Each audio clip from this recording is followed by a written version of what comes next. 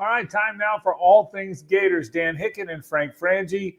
Hick, I'm told you're ahead of the candidate list. Is that true? No, but if they're paying what some of people are suggesting, I'd love to be a candidate. Thank you, Southeast Orthopedic Specialist, se-ortho.com, for all your orthopedic needs. It's going to be a process. It's going to take some time. Listen, LSU throws a wrench, so we'll see how that happens, how that affects it. Who knows? Here's what I want, though, Frank. I want somebody who wants to be at Florida, and I want somebody who thinks they can win championships at Florida. And we'll start with that. And we know the candidates by now. We knew this was going to happen. It has happened. So it was no surprise. And it just takes away from it's Florida, Georgia week, and we're going to talk coaching. Yeah, you're exactly right. So I'll give you a couple thoughts. First of all, the major story in college football to me is Kiffin to Florida or not to Florida. That's a bigger story than the job openings at either place, because there's been much talk about it. Does Lane, in my opinion, Lane Kiffin will stay at Ole Miss or he will go to Florida? I don't sense that LSU is in the mix for Lane Kiffin. I could be wrong, but I think the attraction to Florida, the fact that he and Layla met there, that his ex-wife Layla, who's the mother of his children, is a graduate of there, the fact that he idolized Spurrier, which is why he wears the visor and makes the barbs. I think money won't be a factor. He's getting $13 million wherever he, or whatever it is, wherever he goes. So I think it comes down to the pull, and I think both Ole Miss and Florida are going to want him. That's my opinion. I don't know that. There's no inside information. So I think the major story is, does Kiffin go to Florida? I think that's the biggest story out there. We'll get to some other candidates in a minute, even get to LSU in a minute. But don't you, and again, by the way, I don't know that that's Scott Strickland's choice. I really don't. But I think at the end of the day, there's so much smoke about it that you got to vet him and you got to go down the path. I think at the end of the day, and this is me guessing, that he will be Florida's choice and he will be Ole Miss's choice to stay, which is obvious. He's going to get in that, he's 10.5 now. He's going to get in that 13 million range, and he's got to decide between those two. And I think that's what's going to come down to. I think we've overthought it a little. I think step one is that. Do you agree or disagree with that? I totally agree. And so far as to say, you can say you're not speculating, but it's fact. They're going to talk to Lane Kiffin. They want to talk to Lane Kiffin. I know that. You know that. Florida knows that. Ole Miss wants to keep Lane Kiffin. We all know that. Ole Miss is trying to get him to sign a contract extension immediately. Every day that goes by that he doesn't sign a contract extension, it's probably good news for Florida. Now, if LSU gets in or not, I don't know. I don't know if LSU wants to get in. LSU, it's so early in their process, and you're hearing different things. Maybe they don't want to go after, and pay that. Maybe they want a young up-and-coming coach. They don't want to do another 10-year huge deal. Florida feels like they need more of the perceived home run higher than LSU does right now. So to kind of get the train back on the track. So I agree with what you're saying. It's a done deal in the respect that Florida will talk to them, but they're going to talk to the other candidates too. They have to, and listen, who's to say that they're not wowed by, Jeff Brom or James Franklin or whomever, and we'll talk about some of those guys in just a second, but and you want to have a good, feel, and you want to spend some time with the guy that you're going to hire for sure. No question. You hit it. Of course, they're going to talk to all those guys. I just think there's so much smoke around the Kiffin thing. Yeah. That if you don't land him, if you don't make every effort to land him, I think there'll be more noise in the system than ever. But let's assume we're right about that. And again, the main story then becomes, and by the way, Lane Kiffin's not going to sign that extension now. He's crazy to. Even if he winds up staying at Ole Miss, you're not going to sign it now. You're going to wait to see what kind of leverage you can create. Let's say he wants to stay there. He's going to play this Florida thing down to the end to see how much leverage he can create to stay at Ole Miss. Yeah. So, but in my opinion, it's going to be Lane. And I think that's where Florida will draw a line too. Even though there's pressure on them to bring in the big fish, I'm not sure Florida wants to get into or will get into a bidding war for Lane Kiffin. I don't, and we know Sexton, and we know how he operates, and I get it, and he's great for the coaches. I don't know if Florida wants. Sometimes I get the feeling, just in talking to people, Florida would. I wish that we could do contracts like for coaches where we give them X amount of dollars, 8 to 10, 20. But then if you win a natty, Yeah. we'll give you another 10. But that's not the world we're in, bro. No. And that's not the world. So my guess is you're going to see that we know the number. It's going to be in that 12, 13, 14 million range. We know that. And both schools are willing to pay that. Now, does Jimmy Sexton come in and want 15 and one school says yes and another school says no? To your point, maybe. But I don't think it's coming to that. I think it's going to come to which of those two $13 million offers he wants to take. That's my opinion. So let's assume, and by the way, I would love to see it be Kiffin more than any other. No, I think he'd be good. I think he's the best choice. But I think the excitement in Gator Nation would be like we haven't seen in a long time. It would rival the basketball team winning. It would rival getting Spurrier and then getting Urban. I think the excitement in that fan base, we all need that, and that energy matters. And so I think getting Kiffin would provide that. So I hope it's him.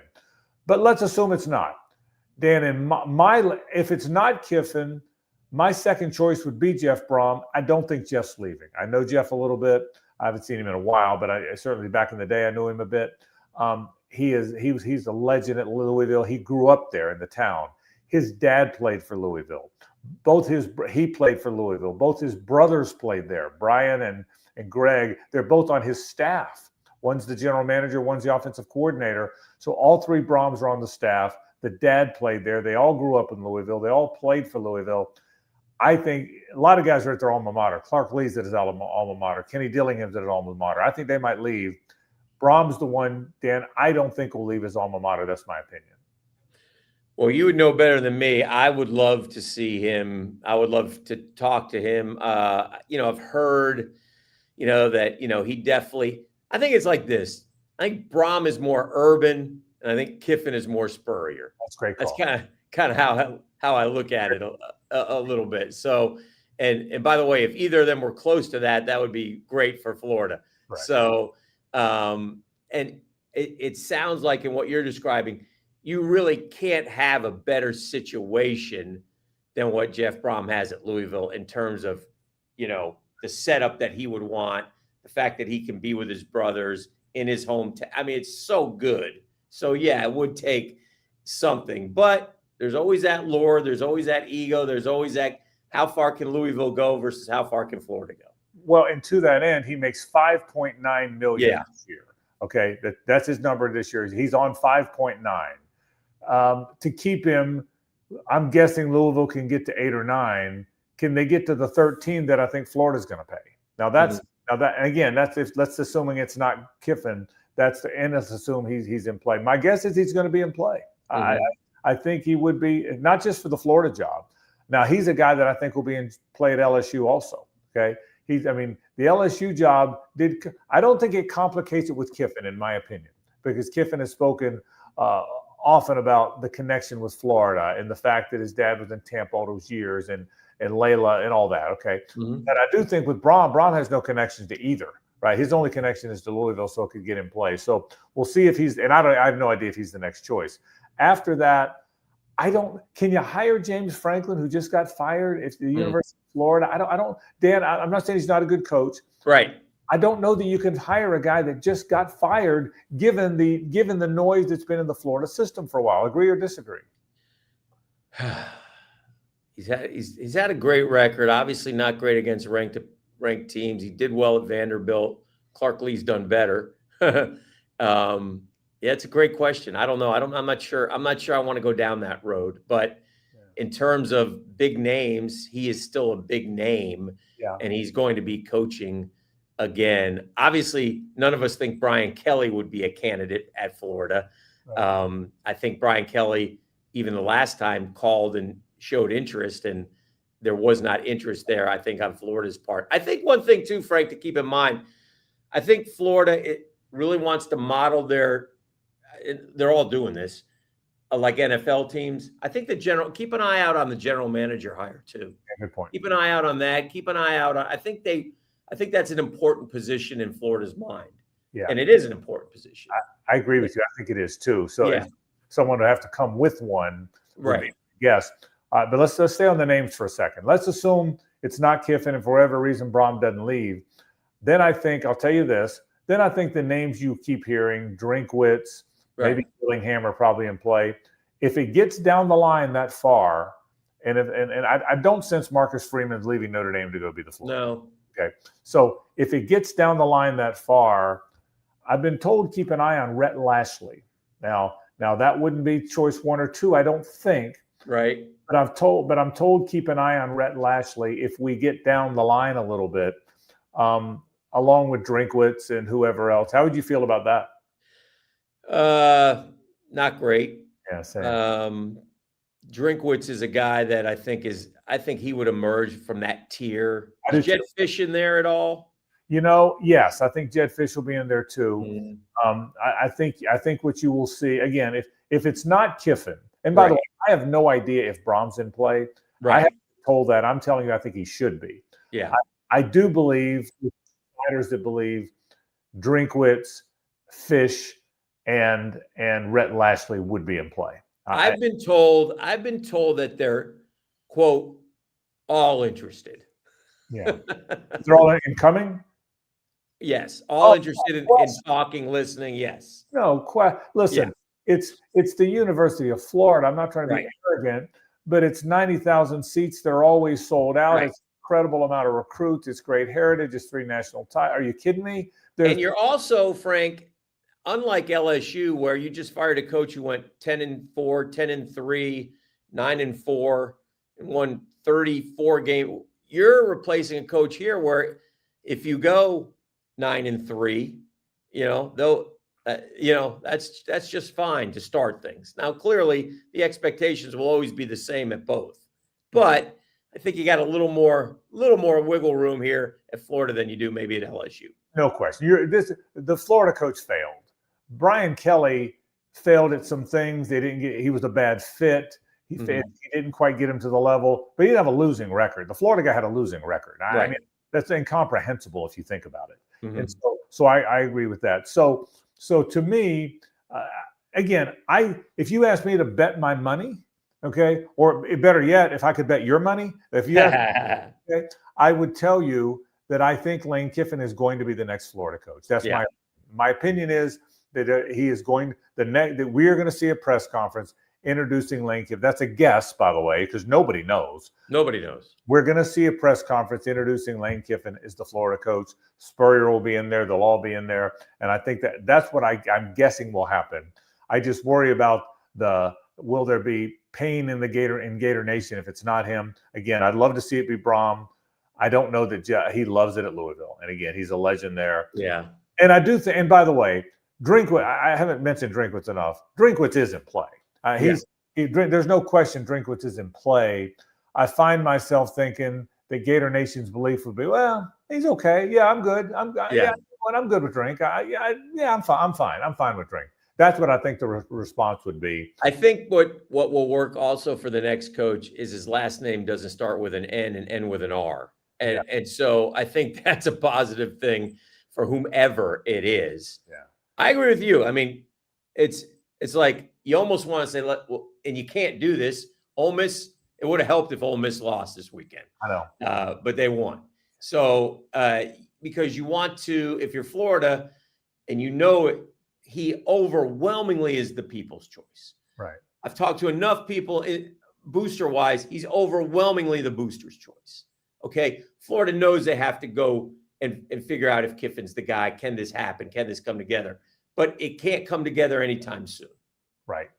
I'm okay with that. And people say they want him to lose, so he's available. You're not hiring him just for the 26th season. No. This hire is, Spurrier was there 12 years. Urban could have been there and could have stayed longer, obviously. Probably he wrote in his book he wished he had. Urban, this isn't about 1 or 2 years. And with Kiffin, I don't worry as much about when he takes the job because he's so good at the portal. He's clearly so good at development. Right. And there's some good players there now that the players read about. The players are on social media. They read all this stuff too. I promise you the players would be jacked about Kiffin just because everything they've heard. 100%. You keep hearing, the new rule is that the coach has 5 days. The new coach has 5 days to get with the players before they go to school. Well, Kiffin, that's great. Kiffin wouldn't need it because all the excitement that Joe in Sarasota and Bob in Pensacola and all these fans have, Well, I promise you, the players are reading it too. So if this excitement that was my point at the top of the podcast. This excitement that would follow Kiffin and the fan base would also make its way through that locker room. Yeah. And I don't think anyone's leaving if Lane Kiffin's coming to be their coach, because God dang, I get to play for Lane Kiffin. I get to play for the people that everybody wants. He's always on game day, and so that's why I don't worry if he keeps winning. I was rooting for him to win. I wasn't rooting for Oklahoma. I'm now an Ole Miss fan. Okay.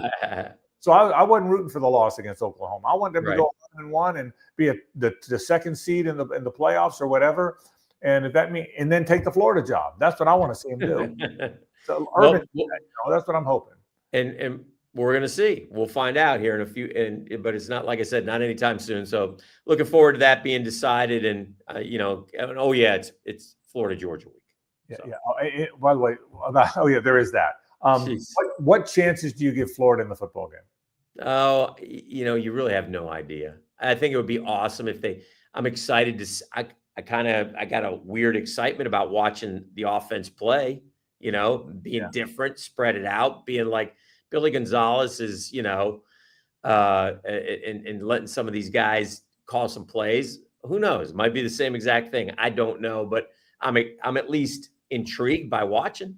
Are you surprised? And we don't know. Are you surprised it's O'Hara, not Callaway, calling the play? Sure, I think we all were, right? Callaway had a lot of success with Sanford, and So, but we'll see. I mean, if Billy Gonzalez gets his shot, and we'll see how they put it together. I'm looking forward to the game till probably halftime. Then maybe I won't be. Well, I will be in Vegas because we fly out early. I will be in Vegas, not betting on the Gators. And I love the Gators. I love them dearly. But I will not be betting on it. But I'm like you. I want to see DJ Lagway, because I don't know what to. I love DJ, but I don't know what to think of him. You know what I mean? I don't know. I got a pretty good idea what Jaden Baugh is. I've already got a pretty good idea what some of those young receivers are. Right. I'm still not sure what DJ is. Yeah. And I really hope they spread the field, play fast, play 3 and 4 receivers at a time, not 78 tight ends. Right. And attack and play with some tempo. And to see and some RPOs where he actually runs the ball if he's healthy enough. That's what I'm excited about. Will that be different? The defense is going to be the same. Will the offense be different? I'm like you. I'm very excited about that. So busy time in Gatorland, brother. Real quick before we go, did you see any of the video from the secret scrimmage between Florida and Illinois? Saw a couple pictures. Saw some shots. Saw just totally excited about basketball. Well, against an Illinois team that's physical and good inside. Yeah, Alex Condon dominated the game. We're told. Yeah, I can't wait for basketball season. What's funny, Frank, is like every practice, every game, somebody else dominates. Yeah, It was Condon. Yes. It was Alec. It was Howe. It was the Ingram kid. Right. Clavazar made some shots. I mean, there's all these different. So you hear a different name each time out. So Boogie's coming and so he's got a good team. He's got a good team, and we'll see. Kentucky's got a good team too. So yeah, they do. Ready. Yeah. Listen, it's a brutal schedule. So but the good thing is so many of them are at home. We'll talk more on future podcasts. We'll get into Sully. Sully is, for people that don't know, Sully is taking a leave of absence to deal with personal issues. He plans to come back and coach the 2016. In future podcasts, you and I can delve into that a little bit. Yeah. Terrible injury there this weekend too, man. Heartbreaks for the young JU transfer Bastion. Really bad ones. And I tell you what, I saw Jaden play at JU. Mm-hmm. He was a find, man. It's a real, for people that don't know, he had a really bad leg injury. I assume gone for a long time. They haven't said that. And he was going to be he was going to be a leadoff batter, or bat second, and play in the outfield. And really was bad injury. We're sorry to hear that too. But we'll talk more about it. But as we wrap, and again, we will get to baseball, basketball, and other things in future. Sure. We'll be doing these every week now. But as we wrap the coaching search, we all agree that Kiffin is the people's choice. Yep. Give me the Dan Hicken 2, 3, and 4 very quick before we wrap here. I'm Braum. I'm a Braum guy. I like Braum. I'm with you on him. Yep. After that, boy, I got to dive into that tier. I'm not sure who the next guy is. My guess is if it's not Kiffin or Braum, Eli Drinkwitz will probably be the next Florida coach. That would Yeah. be my guess. But I do think keep an eye on Fish. And again, I'm told keep an eye on Rhett Lashley from LSU. Okay. I'm sorry, from SMU. SMU, yeah. He's an offensive-minded guy. They play really fast. They play offense, and so Yeah. keep an eye on that. So all They right. didn't play very fast this weekend. That is all things Gators. Dan Hicken and Frank Frangie, and what a time in Florida football. Unbelievable. Frank, appreciate you, man. Thank you, Southeast Orthopedic Specialist, sc-ortho.com. Have a great week, Frank. You too, Eric. All right, bud.